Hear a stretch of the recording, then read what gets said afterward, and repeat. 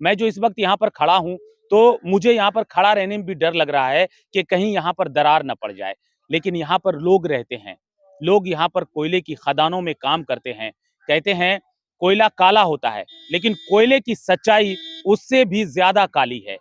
जो कोयले को निकालने वाले लोग हैं, वो यहाँ पर पूरी तरह से अपनी बदहाल स्थिति में जी रहे हैं। मैं आपको पूरी रिपोर्ट दिखाऊंगा। मैं झरिया में मौजूद हूँ। पुनर्वास नीति पर क्या कहें? पुनर्वास नीति पर तो बीसीसीएल का रवैया एकदम ढुलमुल है और बीसीसीएल चाहता भी नहीं है कि शिफ्ट करें हम किसी को। कट ऑफ डेट का वैलिड निकाल देगा 2005 का, उसका नहीं है। 2005 के बाद आज 18 साल बीतने के बाद जो अब नया पीढ़ी आया है, वो अब वो यहीं रह रहा है, वो कहाँ शिफ्ट करेगा? और लगभग हम समझते हैं कि जिला प्रशासन पहले झरिया रिहैबिलिटेशन डेवलपमेंट अथॉरिटी जो आपका है, वो बीसीसीएल के अंडरटेकिंग में था और अब क्या है, स्वायत्ता बॉडी हो गया, सो मोटो बॉडी। और बीसीसीएल से अब उसकी स्वतंत्रता मिल गई है। लेकिन हाँ, अब जीआरडीए प्रशासन भी अब चाहे कि कम से कम जो आदमी रिसेंट पुनर्वास के लायक है, उसे पुनर्वासित करे। बस मेरा यही आग्रह है। और इस मीडिया के माध्यम से हम धनबाद डीसी साहब को भी कहना चाहेंगे कि कम से कम एक बार बस्ती का अवलोकन करके देखें और जो लगे कि लीगल यहाँ से हाँ पुनर्वास के लिए है, उसके लिए तत्काल शीघ्र पुनर्वास करवाए। बस मैं यही कहना चाहूँगा। अच्छा, आप लोग वोट किसको देते हैं? यहाँ के कौन विधायक हैं, यहाँ का सांसद हैं? विधायक हमारा सांसद तो हमारा पीएन सिंह हुए, जो कि बीजेपी के हैं, और हमारा जो अभी निवर्तमान विधायक जो है पूर्णिमा नीरा सिंह है, जो कि झारखंड सरकार का सचेतक है। तो यहाँ आती हैं दौरा करने के लिए? 1-2 बार दौरा की है।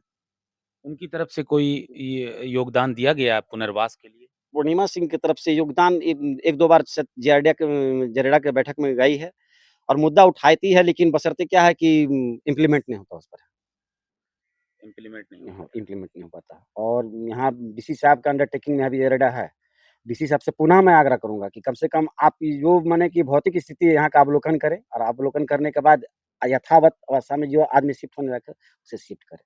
तो पुनर्वास के लिए जो फ्लैट बनाए गए हैं, जी। उसमें आप लोगों को नहीं मिला है फ्लैट? एक्चुअल मिला इस बार, अगर अपना गाँव का हम बात बताएँ, तो मेरा गाँव में सर्वे आपका 2007 में हुआ और 2007 में उस समय 495 आदमी का सर्वे लिस्ट बना था और स्क्रूटनी करने के बाद में उसमें से एक लॉट में 72 आदमी का आया घर और उसके बाद में फिर 54 आदमी का आया। कुल मिलाकर 124 या 26 आदमी का अलॉटमेंट है। अब 200-250 घर जो बचा हुआ है, वो कहाँ जाएगा? इसलिए अब हम तो समझते हैं कि जो जिला प्रशासन है और जरेडा प्रशासन, उनसे हम यही कहूँगा कि कम से कम जो आदमी अब जाने लायक है, कट ऑफ डेट का वैलिड हटाइए और 2019 का जो नया सर्कुलर आया है, उस पर इम्प्लीमेंट करके इस कार्यक्रम को तुरंत एकदम शीघ्र खत्म करें। झरिया में बेलगढ़िया में बना हुआ जो आपका बेलगढ़िया टाउनशिप है, लगभग 17,500 क्वार्टर बन चुका है। चूँकि हम आते-जाते रहते हैं और हम लोग को जानकारी भी है। जितना भी बना हुआ है कंस्ट्रक्शन लगभग सब कंप्लीट घर था, लेकिन सबका दरवाजा खिड़की खत्म हो गया है। माने अब वो जो रहने लायक भी था, वो खत्म है। इसलिए वहाँ भी तत्काल आप शिफ्ट करने के बाद आदमी ऐसा होगा कि वहाँ चोरी-चमारी बंद हो बंद जाएगा, हो जाएगा, शिफ्ट हो जाएगा। शिफ्ट होने के बाद। मैं इसलिए कहना चाहता हूँ कि जितना जल्दी हो तत्काल पुनर्वास करवाकर माने कि आदमी को जो माने कि एकदम परेशानी और जिल्लत वाला ज़िंदगी जी रहा है, उससे मुक्ति मिले। देखिए यहाँ पर जो है, यहाँ पर से भी गैस निकल रही है और धरती पूरी तरह से फटी हुई है। ये धरती इतनी गर्म है कि मैं आपको बता नहीं सकता। मैं जो इस पर खड़ा हूँ, मैंने जूता पहना हुआ है, फिर भी गर्मी मेरे पैर तक पहुँच रही है। इससे साफ है कि यहाँ पर धरती बहुत ज़्यादा गर्म है। झरिया की धरती अंदर ही अंदर जल रही है। ऐसा लगता है मानो हर चीज़ को निगल जाएगी। अब आप सोचिए कि आप अपने बेडरूम में सोए हुए हों और अचानक आपके बेड के नीचे से इस तरह का गैस और आग का गोला निकलने लगे और आपका पूरा का पूरा घर इस दरार में समा जाए, तो आपको कैसा महसूस होगा, कैसा लगेगा, इसका अंदाजा लगा सकते हैं। बस्ती को देखिए, आस-पास बस्ती के लोग भी रहते हैं। यहाँ पर देखिए किस तरह से सांस लेना भी यहाँ पर जो है मुश्किल है। कैसे लोग यहाँ पर रहते हैं, इसका अंदाजा आप लगा सकते हैं। यहाँ हर तरफ आपको यही चीज़ देखने के लिए मिलेगी। कुछ लोग हैं यहाँ के जो यहाँ से जा चुके हैं। मुझे आए अभी थोड़ी ही देर हुआ है, लेकिन ऐसा लगता है जैसे गले में खराश आने लगी है और एक तरह का जो गैस का बदबू होता है वो अंदर तक जा रहा है।